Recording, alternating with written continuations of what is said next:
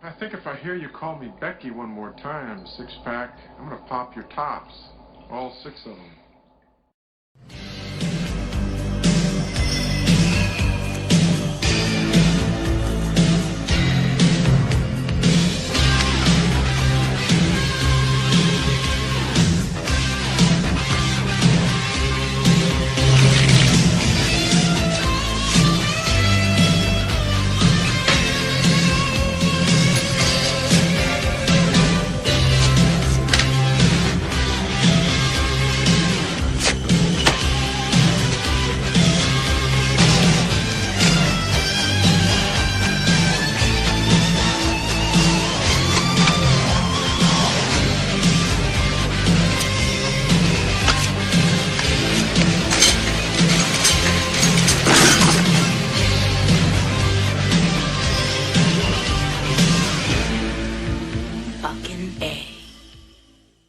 It's a match once again. Welcome back to another video, and this is another request. This time for the person said the Offspring from 1987, and I went, well, what's that? But it's actually the anthology film From a Whisper to a Scream.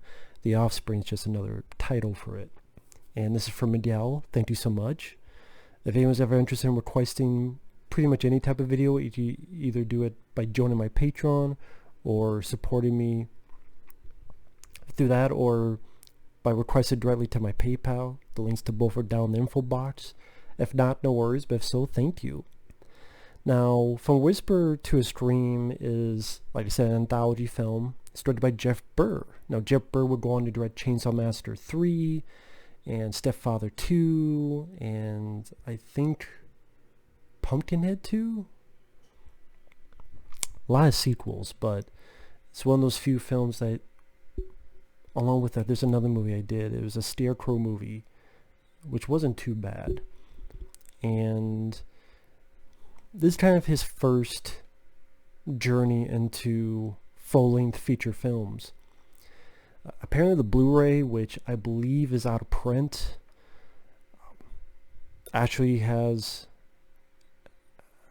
Actually, no, I'm thinking of another movie. I'm not sure if it's out of print, but it has like a full-length documentary. Actually, would have been interested in seeing that. I'm kind of pausing because I don't think this is the best anthology film by far, but it's not the worst either. I would say overall, I didn't mind it for what it is. There's only one story I disliked, and that was the third one, dealing with the carnival. The fourth one was kind of like, eh. And the first two, I thought were fairly decent. Now, before I go in, the wraparound is dealing with Vincent Price. I know there's a story that Vincent Price did the film, and then later on he regretted it. It didn't show in his acting. It was cool to see Vincent Price in there. The setup of his character, his niece, has been executed. And there's a reporter talking to him about it, and so Vincent Price talks about the history of the town, and that goes to our stories. The first story deals with Clu Gulager, who is in Return of the Living Dead Part 2. He was the dad in Nightmare on Elm Street Part 2. He's been in a lot of stuff, and very different, unique, weird role for Clu Gulager as the character of Stanley, where you tell he's a messed up individual, not only by the way he looks and the way he acts, but he'll have nightmares about dead women or dreams within dreams. He's taking care of his sister, but you tell he doesn't enjoy that at all. He'll be having a dinner with another woman. He has these weird images in his head of blood coming out of her mouth. And definitely a big part of the success of that segment is Clu Gulager's performance. Again, for an actor I've seen in other films, this is a very different type of role that I'd never seen him play. And just a steezy, despicable guy. But even though it doesn't have anything to do with what he did, for some reason it reminded me a little bit of Ed Gein if he had glasses. I did not with what he did, but I don't know, just something about that vibe. And what happens in that story is he kills the woman in the car, cuts to the funeral, he kisses the corpse, it cuts away, then it mentions how it's 9 months later. You could probably see where this is going. And after that, he still takes care of his sister. He goes nuts. He kills his sister. But a certain surprise is waiting for him because it's 9 months later and something is born saying, "Daddy, Daddy." Goes towards Gulager. It cuts away. End of that story. Now, I will say one of the problems is it's too short. The thing is with anthologies is that you do have interesting ideas or stories or, oh, here, there's a good actor, but because it's one of 4 stories plus a wraparound, there's only so much you can do in a limited amount of time. And I do think that this is a movie that would have worked better if it was in the vein of Two Evil Eyes, where it's just 2 stories. Like if you took the first 2 stories in this and made half of it one and the other, I think it would have been better because it would have helped going a little bit more in the development of the Stanley character with Clu Gulager, a little bit more of his derangement, a little bit more of his psyche, and also the finale. The finale seems almost too quick because after he kills his sister, he's sitting there, he hears a noise, he hears another noise, there's the thing, comes after him, it ends. I'm like, okay, it's a bit too quick. With more time, you could have had more establishment of this thing.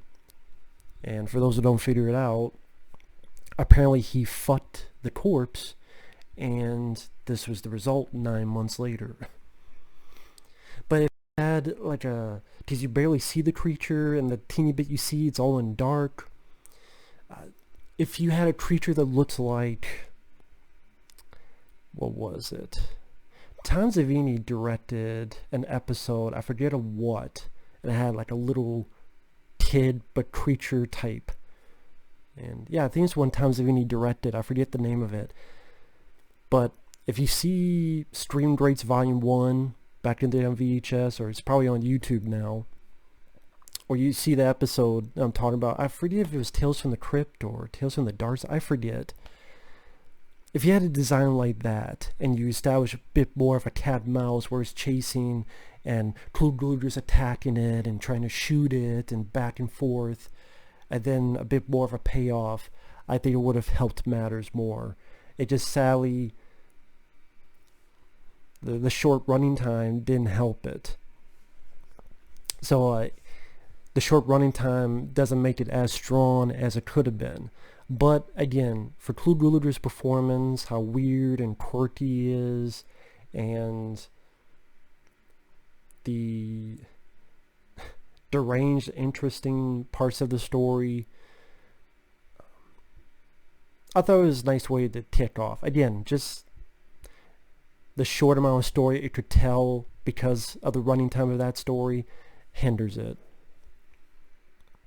The second story was definitely, I would say, the best of the 4. These were Terry Kaiser, Bernie, from Weekend at Bernie's. He plays a guy who's ripped some folks off, probably the mob or something. He's being hunted, and while running away, he gets shot.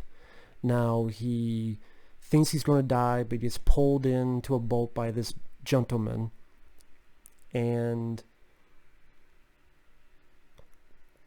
he's healing up at this guy's place, which is sort of a shack in the middle of nowhere. And then Terry Kaiser starts looking at journals and starts seeing, well, wait a minute, did this guy, he had how many lifetimes? And again, the issue with this, like the first story, is the running time where it didn't have enough time to fully work up its story.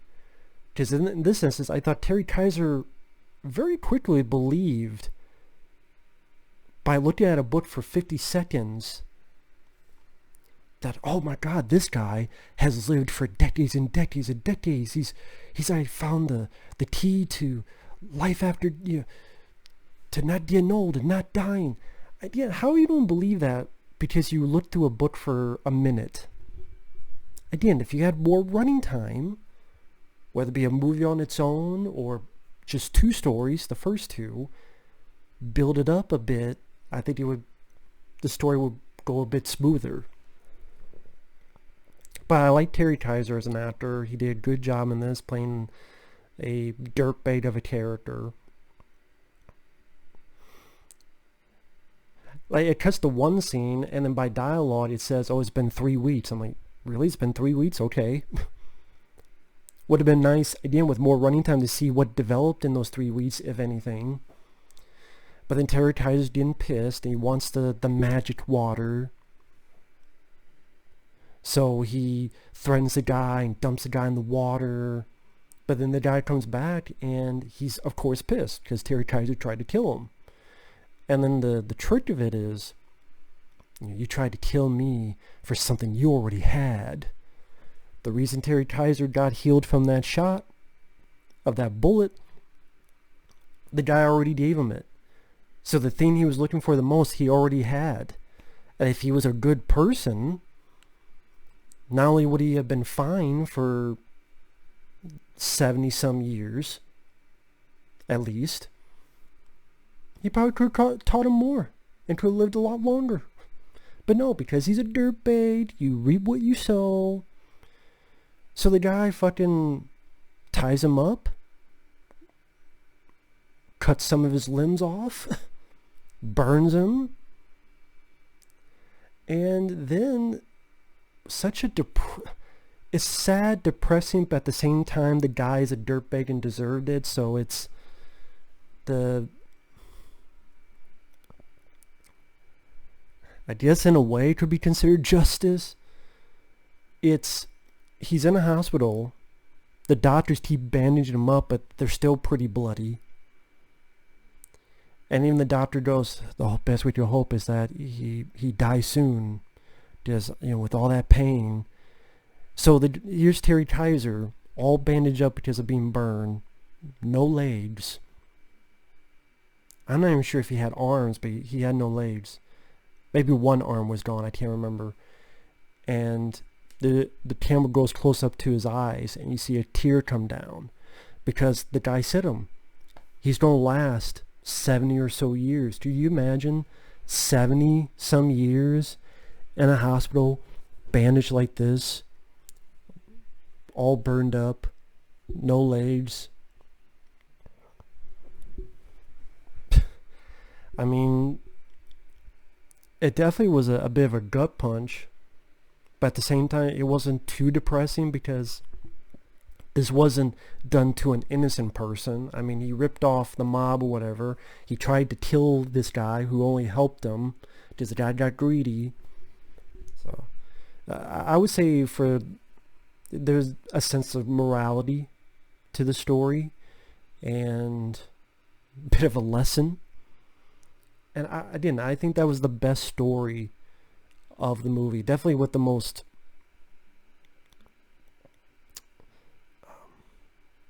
how I put it, impacting ending of all the stories. Again, just a bit more time. You really could have had the same title and just have the first 2 stories and just lengthen them, put a bit more into them, flourish them. It's like you're baking a cake. Don't forget this ingredient and this ingredient, or the cake ain't shit. Or it'd be okay, but I think if you put some of this other stuff in, this would have been 2 great stories instead of just decent. Because then after that you get the 3rd story, and the 3rd story I didn't care for at all. I mean, the 3rd story deals with a woman who falls in love with this guy at the circus. This guy can eat glass, and the person who owns it is the snake woman. She doesn't look like a snake, but deals with snakes, and she ain't having this. And something about the circus performers, like she controls them because they were criminals or they did something in their past, and she knows what they did. So it's like, your ass is mine. But also she has a little bit of magic involved as well. Pretty much it culminates with the guy, the glass-eating guy, and the girl trying to leave.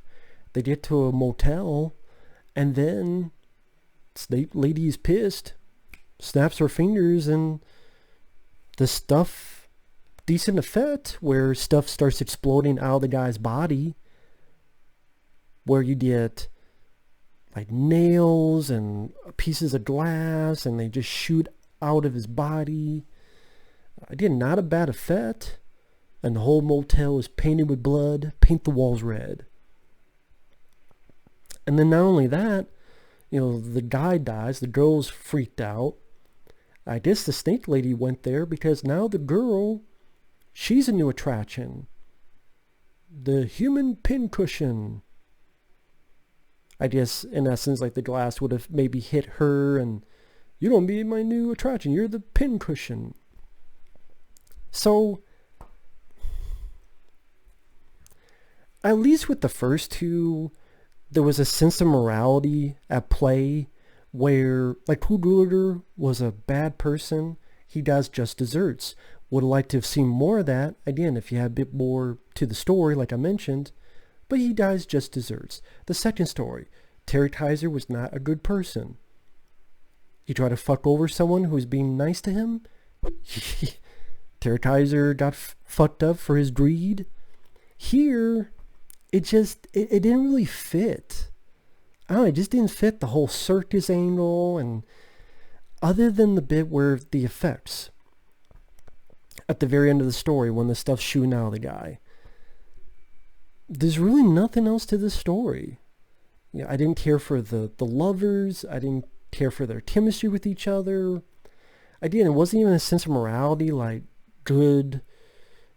There was no lesson, which again threw me off because it seemed like the first two were going with that. It doesn't with this.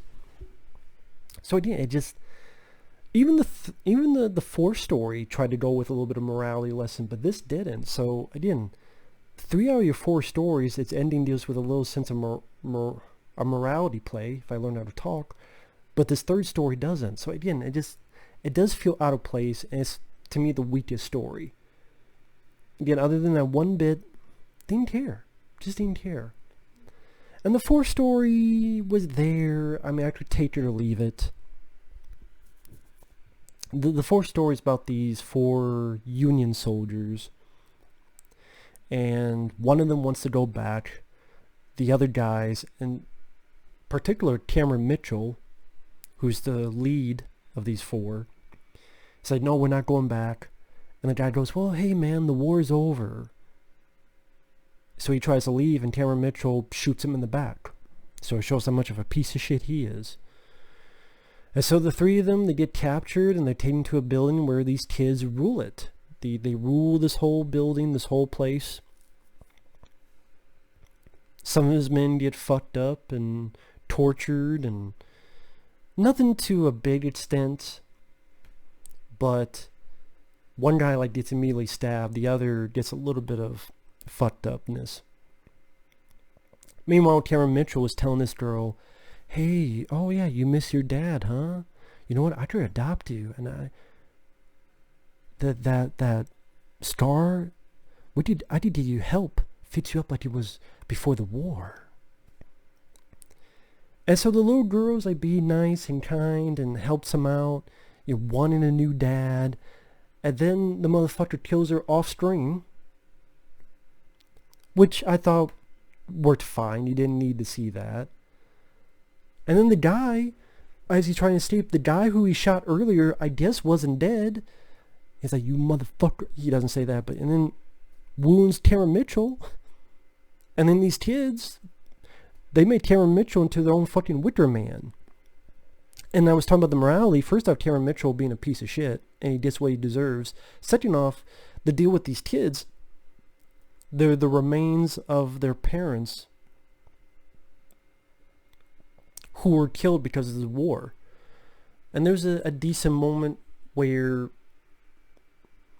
they show Cameron Mitchell all of this stuff, and it's literally the remains of their parents, their bodies and stuff. And again, they were killed during the war. So this is sort of the kids taking revenge for folks like Karen Mitchell who would have killed their parents. So in a weird way, it's a imagine Children of the Corn if they're vigilantes in a weird way, because their parents were murdered and now they want retribution. And granted, Karen Mitchell didn't do it, but people like Karen Mitchell did it, if that makes sense. Again, that could be potential for something interesting, but the kids, I've seen much worse kids' performances. I know my friend Michael CP, who reviewed this, he did not like the kids at all.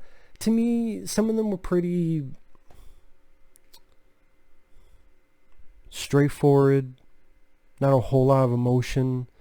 But I don't know, I mean, I've seen much worse kids' performances. And it's just one of those where it was, sort of a Children of the Corn, a little bit mixed in with the background of the Civil War. It maybe, if you put some more to the story, maybe it's a story that, honestly, maybe if it was a full-length film and you put in some gore in there and you put in some kills and you build up the story, if you really are going for this whole, the kids are really vigilantes and they want revenge for their parents who died, and so anyone who comes across they take care of, and be sort of a counterpoint to Children of the Corn. But even Children of the Corn isn't that gory, the first one at least, but maybe you could put more to that. And then the fact that they're vigilantes, there could be a different spin, so it's not exactly like the Children of the Corn. So I think maybe there's potential there, but as it is, it's kind of, it was alright, but in a weird way it was also forgettable, because I don't see myself remembering this down the road. There's really nothing that tremendously memorable. Like Terry Kaiser's story, the gut punch ending, and Terry Kaiser's performance, Cool Gulager, his performance. Like Karen Mitchell is alright, but he looks, I don't know why, Karen Mitchell reminds me a little bit of a much older Dean Martin. I don't know what it is.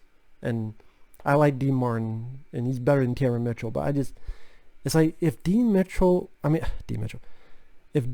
was a bit less talented, and Karen Mitchell isn't even that bad. It's just, but it's not like I go out of my way to watch a film with Karen Mitchell. Like, he'd be alright, but it's not something I gravitate towards. And so it's, I didn't hate it, that story, but it was just like, And the wraparound is pretty lame. Like, one of the lamest parts is this wraparound. It's cool to have Vincent Price between each story. He's talking with this reporter lady. But then the ending is really lame. The reporter, you find out she knew Vincent Price's niece, and I guess made a deal with the niece, and then throws a knife into Vincent Price's neck. I just thought, for a twist, that was a really lame twist. I mean, there's really nothing to it. I mean, you probably know something's coming, because usually in wraparound something, there's going to be some kind of twist or something happening.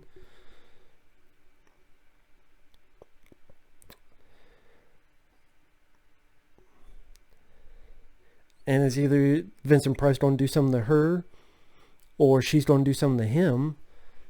And to be perfectly honest, I would have preferred it the other way around. And Vincent Price was either, you think he's going to get killed and he turns the tables and kills her, or you find out whatever the niece was suspected of, whatever the niece was executed for, you find out he's the one who really did it. He's the actual killer, and then he kills a reporter and, I don't know, puts her somewhere in his den or whatever, and sits back and reads his book on more of the history of this town. And like, he's been talking about all this evil or this horrible stuff, and now he has purposely become part of this legacy.